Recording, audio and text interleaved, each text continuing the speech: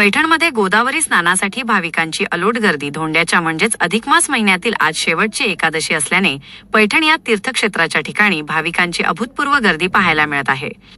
गोदावरी नदीमध्ये पवित्र गंगा स्नानासाठी राज्याच्या कानाकोपऱ्यातून हजारो भाविक पैठणमध्ये दाखल झाले आहेत. मात्र या अत्यंत संवेदनशील आणि अलोट गर्दीच्या ठिकाणी कुठल्याही प्रकारची सुरक्षा व्यवस्था तैनात नसल्याचे धक्कादायक चित्र समोर आले आहे. पैठण येथील मुख्य तीर्थक्षेत्र आणि नाथ मंदिराच्या पाठीमागे असलेल्या गोदावरी नदीपात्रात मोठ्या प्रमाणात भाविक स्नानासाठी उतरत आहेत.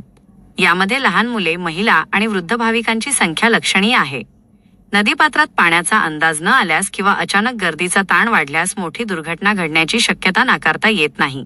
असे असतानाही प्रशासनाकडून किंवा संबंधित यंत्रणेकडून या ठिकाणी कोणतीही सुरक्षा चौकी, जीवरक्षक किंवा बॅरिकेडिंग लावण्यात आलेले नाही.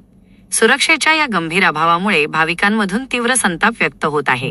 एवढ्या मोठ्या प्रमाणावर जनसमुदाय एकत्र आलेला असताना प्रशासनाचे आणि संस्थानाचे याकडे दुर्लक्ष का, असा सवाल उपस्थित केला जात आहे. कोणतीही जीवितहानी किंवा अनपेक्षित दुर्घटना टाळण्यासाठी नाथ मंदिर संस्थान आणि स्थानिक प्रशासनाने तातडीने या ठिकाणी चोख सुरक्षा व्यवस्था तैनात करावी, अशी आग्रही मागणी आता भाविकांच्या वतीने केली जात आहे.